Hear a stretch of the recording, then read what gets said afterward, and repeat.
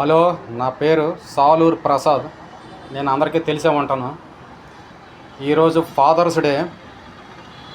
చాలా సంతోషకరమైన రోజు అనమాట. ఈరోజు ప్రపంచవ్యాప్తంగా ఎంతో సంతోషకరమైన రోజు ఇవాళ ఫాదర్స్ డే. ప్రపంచంలో తండ్రులందరికీ ఎంతో సంతోషకరమైన రోజు ఈరోజు.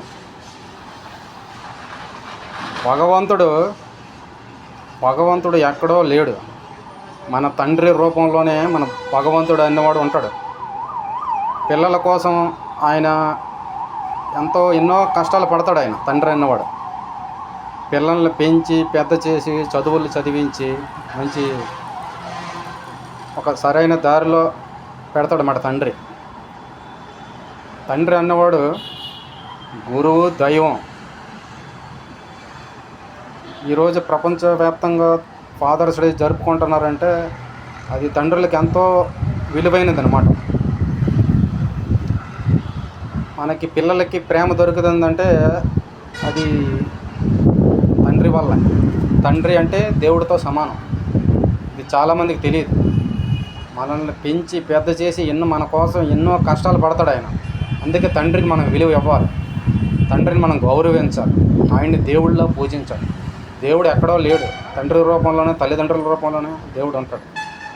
ఇది జగమెరిగిన సత్యం. ఇది మనల్ని పెంచి పెద్ద చేసి మనల్ని ఇంత వాళ్ళని చేసి మనం చదువుకొని మంచి ఉద్యోగాల్లో మంచి హోదాలో ఉన్నామంటే దానికి కారణం తండ్రే. తండ్రిని మనం గౌరవించాలి. చాలామంది పిల్లలు ఈ రోజుల్లో తల్లిదండ్రులు ముసలి వాళ్ళు అయిపోతే వృద్ధాశ్రమంలో పడేస్తున్నారు. తల్లిదండ్రులు ఎంతో కష్టపడతారు మన కోసం.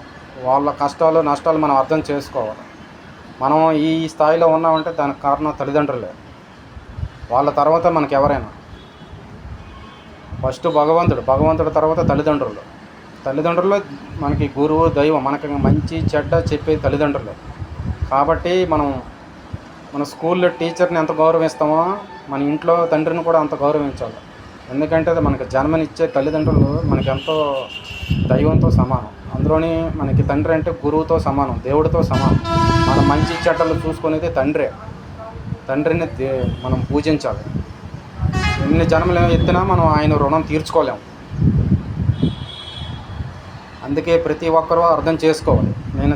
నా వీడియో తప్పకుండా అందరూ చూడండి. ఇందులో నా తప్పు ఉంటే మన్నించండి, క్షమించండి. మీ Saluru Prasad. Happy father's day. జై హింద్.